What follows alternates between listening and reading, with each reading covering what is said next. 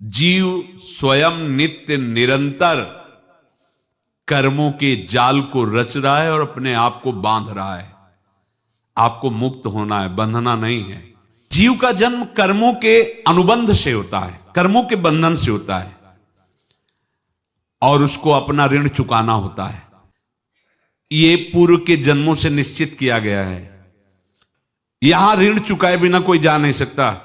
एक महात्मा जी भ्रमण करते थे तो उस समय असरफियां चलती थी, मोहरे असरफियां, तो उनको भेंट में देते लोग। तो या तो ठाकुर सेवा में लगे तत्काल या संत सेवा में तत्काल लगे, उसका संग्रह करके डोलना ये ठीक नहीं है। बैरागी के लिए सिद्धांत में ये ठीक नहीं है।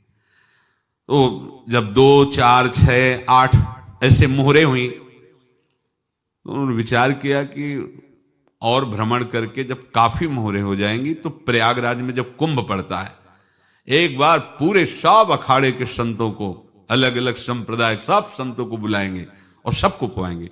अब साधु है तो यही विचार करेगा, और क्या विचार करेगा। तो उन्होंने ऐसे डंडा बनवाया, बेंत, जो ऊपर से चूड़ीदार और भीतर पोला, और मोहरे उसमें डालते गए। और भ्रमण, जहां जहां श्रद्धालु भगत सबके यहां जाना और इच्छा रखना कि एक मोहर तो दे दे दक्षिणा में।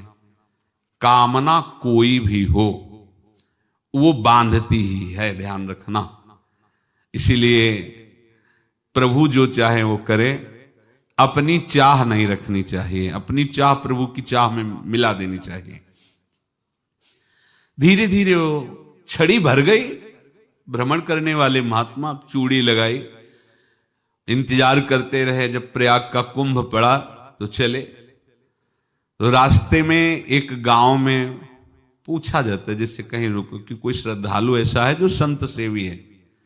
तो कुछ लोगों ने बताया, हाँ एक परिवार है, बहुत संत सेवी है और आपको मिलाते हैं उनसे। हाँ ये महाराज, घर में रुका, खूब अच्छा हलवा पूड़ी पवाया, और जो घर के मालिक थे चरण दबाए। चरण दबाते दबाते उनकी दृष्टि पड़ी उस डंडे पे। इतना मोटा और ऊपर से कुछ चूड़ी सी भी नजर आ रही, इस डंडे में तो कोई रहस्य है ही है।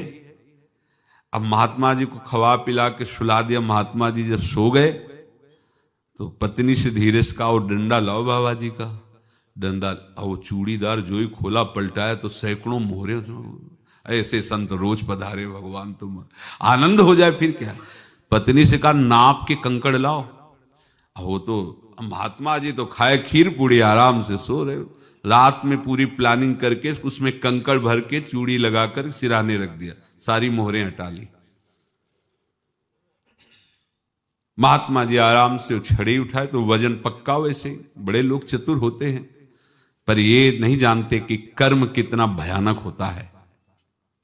और उनकी कोई संतान नहीं थी, पर धन में इतना प्रेम उनको था।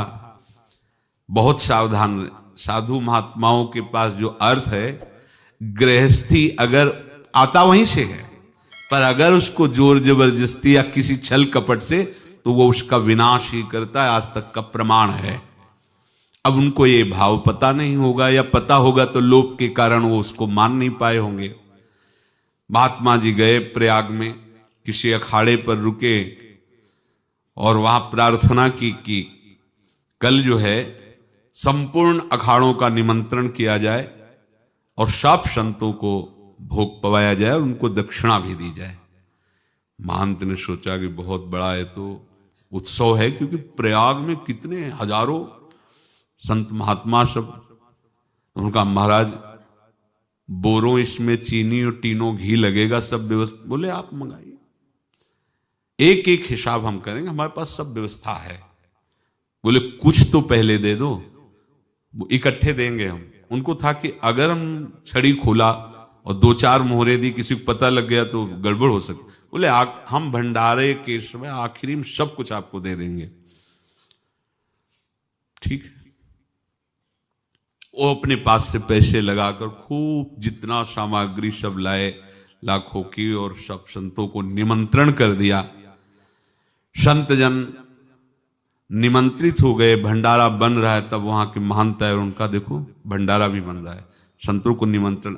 अब आप अर्थ की व्यवस्था कीजिए, क्योंकि इतनी बड़ी हमारी सामर्थ्य नहीं थी जितना हमने किसी तरह हमने व्यवस्था की। अब मुझे अर्थ चाहिए, तभी आगे की व्यवस्था बढ़ेगी। संतों को दक्षिणा देंगे और जिनसे अर्थ लिया उनको दे। देखो रसोई बन गई है सब। उनका छत में विश्वास नहीं तो ये अभी चूड़ी खोली।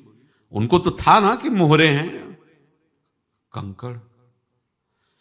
तो अब जैसे कितना उनको सदमा लगा होगा, हजारों संतों का निमंत्रण, रसोई बन, मतलब संत हो के छल कपट। तो उनका महाराज आपने तो हमारा नाश कर दिया, जो महंत थे। अब बताओ रसोई बन गई, संत निमंत्रित हो गए और आप ये कंकड़ दिखा रहे हैं हमको। आपने तो हमें बर्बाद कर दिया, हमारी इतनी सामर्थ्य नहीं थी, आप पहले बता देते। संत होकर ऐसा छल कपट। अब वो बोले तो क्या बोले, क्योंकि उनको पता था कि मोहरे हैं इसमें। अंदर से उनका चिंतन गया उसी सेठ के पास, अच्छा ऐसा धोखा हमारे साथ किया, भोगोगे तुम। ये जो निकलता है ना भोगोगे, ये अकाट्य होता है। क्योंकि किसी का भी हृदय, मान लो किसी भी जीव जंतु को आप कष्ट दें और उसका हृदय आह भर जाए, तो वो आह वज्र की लेख है, तुम्हें भोगना पड़ेगा। वो देखो भीष्म जी को भोगना पड़ रहा है ना। सांप को ऐसे धनुष की नोक से उठाया और बंबूल के कांटों के ऊपर फेंक दिया, कई दिन तक सेदा हुआ, वो आह भर करके मरा। तो आपको 6 महीने बाणों की सैया पर आह किसी की ना लेना जिंदगी में। कोई ऐसा कोई आह भर करके कह दिया तुम समर्थ हो, हम तो कुछ कर नहीं सकते, और अंदर से दुख, फिर तुम्हारी सामर्थ्य काम नहीं करेगी, मिट्टी में मिला देगी। फिर ये तो संत थे और भगवत आराधना के लिए, संत आराधना के लिए ही ऐसा किए हुए थे। अब इनका कैसे मुंह दिखाएं, अब क्या करें। सुबह संत जन आएंगे, सबके बीच में हमारी कि देखो इन्होंने, अब क्या करें। गए और संगम में जाके छलांग लगाई, अपने प्राण त्याग दिए।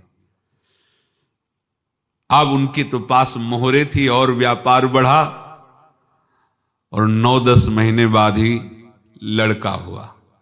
अब तो उनको कि संत फलीभूत हो गया। देखो व्यापार चल रहा, लड़का नहीं होता था, लड़का भी हो गया, बड़ा आनंद छा रहा है। जब से वो प्रकट हुए और धन की वृद्धि शुरू हो गई, पढ़ाई लिखाई में उनके खर्चा हुआ सब, बस बीमारी शुरू हो गई उनके शरीर में। अब उसमें पैसा जाना शुरू हुआ। इतने आसक्त वो दोनों हो गए कि कुछ भी हो, व्यापार ठप, संपत्ति बेचना शुरू। तो उन्होंने कहा कि बेटा मैं क्या कर सकता हूं तुम्हारे लिए। बोले हमारी अंतिम इच्छा है प्रयाग चलो, और जितने प्रयाग में संत महात्मा सबको एक बार भंडारा करवाओ। हमारी इच्छा अंतिम है, क्योंकि अंतिम यही इच्छा थी। तो बोले अब ज्यादा संपत्ति तो नहीं रह गई। तो बोले घर बेच दो, मेरे लिए ही तो है, बेच दो। मुझे लगता मैं बचूंगा नहीं, पर मेरी अंतिम इच्छा पूर्ण कर दो। घर बेच दिया, जेवर बेच दी। वहां गए, जब संत सेवा की तो बोले मुझे संगम तक ले चलो। संगम तक ले गए और बोले समझे तुम चुराए थे और हमने उसको छीना है, कुछ नहीं रह गया तेरे पास कुछ। अब केवल ममता और आसक्ति में जलकर मर और नरक प्राप्त कर। मैं वही महात्मा हूं जिसकी तूने मोहरे ली थी, शरीर छोड़ दिया। महात्मा को जन्म लेना पड़ा और इनको दुर्गति भोगनी पड़ी। ऋणानुबंध होश में। ऐसा नहीं कि आप जो कर रहे हैं कोई देख नहीं रहा, कोई हिसाब किताब नहीं। जो कर रहे हैं अवश्य में भोक्तव्यम, बहुत सावधान। अनेक जन्मों में अनेक लोगों से जो कुछ लिया दिया है, इस लेने देने को मिटा देने के बाद ही तुम मुक्त हो गए। इसीलिए एक उपाय है, लेना न देना, मगन रहना। क्या? मालिक को समर्पित हो जाओ, मालिक को अपना माना हुआ समर्पित कर दो, खत्म। अहम त्वाम स्वरूपापेभ्यो मोक्षयिष्यामि, सब खत्म। आगे पीछे लेना देना सब खत्म। एकादश स्कंद में भगवान श्री कृष्णचंद्र जी ने कहा जो मेरे चरणों का आश्रय लेकर मेरा भक्ति भक्त मेरा भक्ति करता है, उसके पितृ ऋण, मातृ ऋण, देव ऋण, ऋषि ऋण, सब ऋणों से मैं मुक्त कर देता हूं। बस यही एक उपाय।